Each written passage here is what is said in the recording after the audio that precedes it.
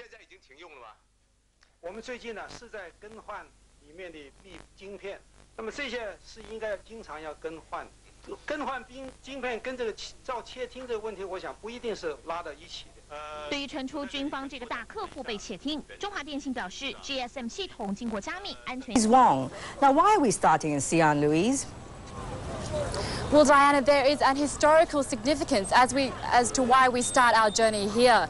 This is where the fabled Silk Road began, when thriving trade first brought ancient China in contact with foreign influences. But that was thousands of years ago, and now modern China is faced with the daunting task of introducing the West to the 21st century and alleviating millions from poverty. Western China, a region of mountain ranges, deserts and plateaus of yellow earth. The 12 provinces make up 70% of the country's land and 30% of the population. Despite its wealth of resources, the West is steeped in poverty and lags behind in development.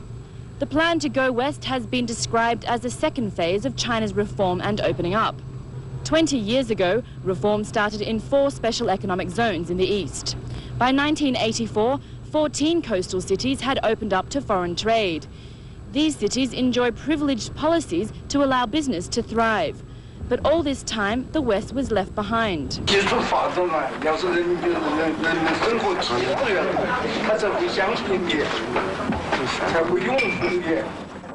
Deng Xiaoping once said the coastal regions of China must be allowed to develop first. He also said once that has reached a certain stage, energy must then be diverted to the central and western regions. Tibet is perhaps the poorest of the lot. Imports and exports from this roof of the world have to pass more than 1,000 kilometers along often broken roads. The cost of transport results in high inflation. The central government plans to build a railway crossing the barren land between Qinghai and Tibet, stretching all the way to Lhasa. The project will begin this July. Work is also underway to connect Xinjiang's Taklamakan Desert to the rest of the country. This is the source of China's newly tapped natural gas. The gas is brought to the east through more than 4,000 kilometers of pipeline all the way to Shanghai. Hydroelectricity generated in the southwest of the country is pivotal in bringing the resources of the west to the coast. Education is another priority in developing the West. Children here study in schools that have nothing more than the bare basics. The government wants to increase subsidies to the region, for example, by installing satellite dishes to bring the rest of the world to the young people of Western China. The ultimate aim of this mammoth project is to lift the West out of poverty so that the people can become self-sufficient and enjoy the riches of their land. Now, last year at the National People's Congress, the government announced its plan to develop the West. Not only are they aware of the great difficulties involved in doing so, but they're also aware of the great potential in each province. Diana? Thanks, Louise. Now to Sue Lannan in Inner Mongolia. Sue, what teething problems is the central government facing with its current Go West plan? Okay, thanks very much, Diana. Well, some of the problems faced by the Inner Mongolian government is, for example, the environmental conditions here. Range of extremes such as blizzards and sandstorms. Now, one of the things we'll be looking at is the environmental degradation and especially the loss of grazing lands. In fact, about 1,000 hectares each year are lost to deserts in Inner Mongolia.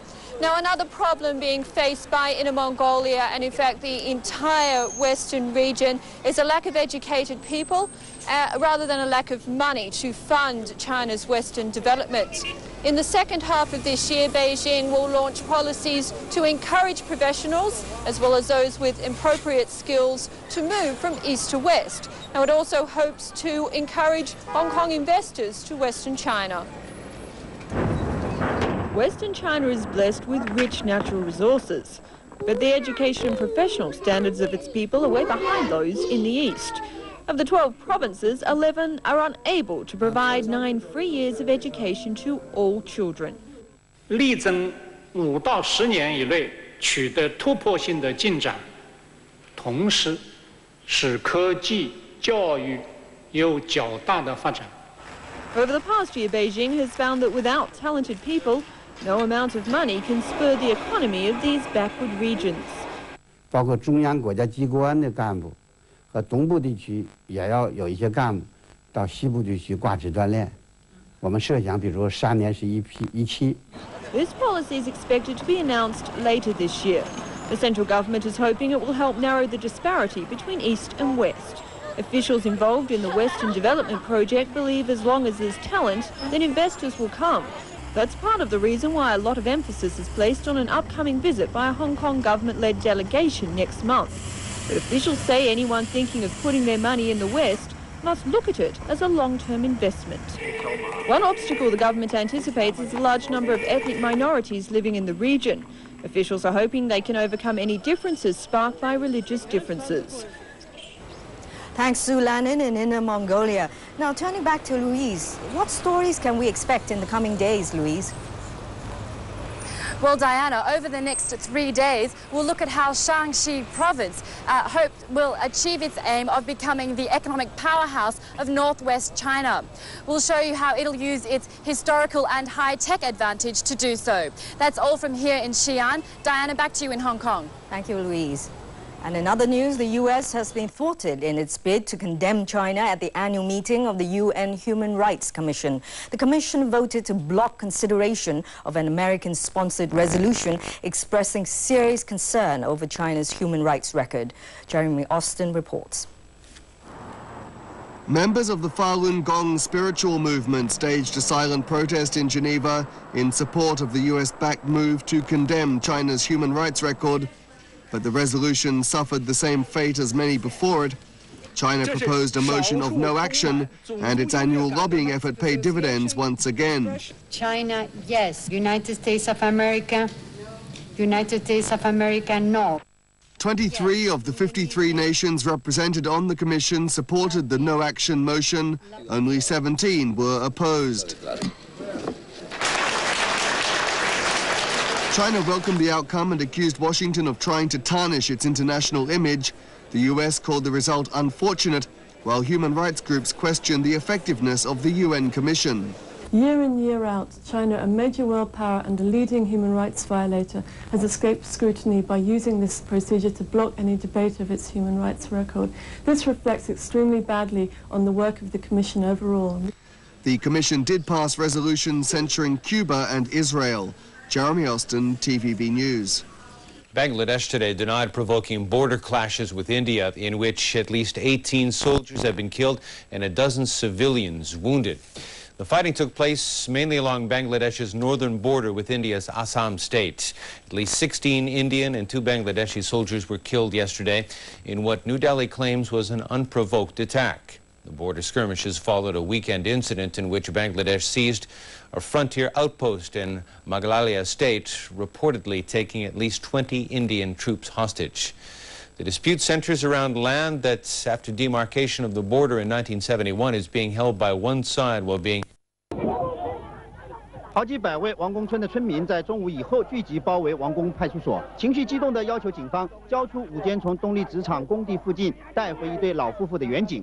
面对七嘴八舌的民众，20分局长赵承之一再地提出解释。废店就要开始上工，地主就讲歹势，这有问题。土地吼，咱警方咱查无啊，你讲有超过，伊讲伊无超过，咱查无啊。 中午12点左右，在动力纸厂正准备动工的高压电塔工地附近，发生一对老夫妇卧地阻止动工的抗争。警方在屡劝无功之后，被迫采取强制措施。